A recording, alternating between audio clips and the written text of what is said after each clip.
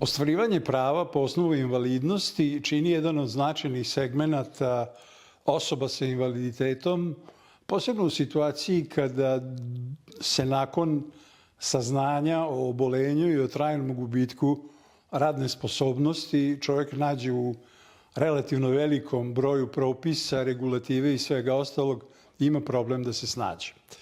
Da bi znali o čemu govorimo, moramo da pomenemo da u svetu danas imamo preko 1.200.000.000 ljudi, osoba sa invaliditetom, od ukupne cifre nešto preko 8 milijardi.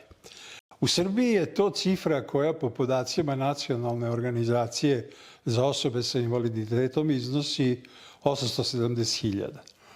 Dakle, praktično svaka 8. ili 7. osoba je osoba sa invaliditetom, što znači da ima određene vrste posebnih potreba.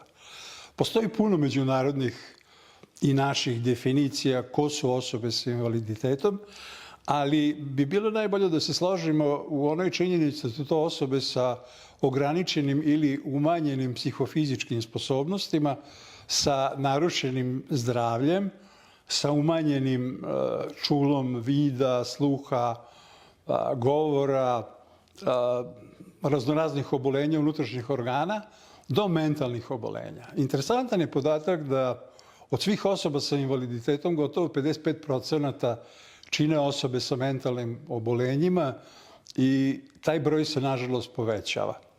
Ono što je problem je što su osobe sa invaliditetom u cilju međunarodnih konvencija i svih regulatora koji su međunarodno regulisani u situaciji da treba da ostvare svoja prava pod relativno različitim uslovima, iako su uglavnom gotovo sve zemlje potpisnici i ratifikovali međunarodne sporazume, ugovore i regulativu iz te oblasti. U Srbiji je to regulisano prilično dobro i detaljno, sa dosta propisa, i to je ono što pravi na određen način vrstu konfuzije kod ljudi koji kada se zateknu, jer znate kako kažu, zdrav čovjek ima 1000 želja, a bolestan samo jednu, čini problem da se snađu. To se može uraditi na 3 načina. Jedan je da to ljudi rade samostalno, što je možda najteži i najzahtevniji deo, i pored visokog stepena informisanosti,